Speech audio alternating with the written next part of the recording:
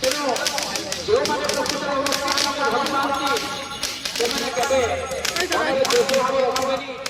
ମନରେ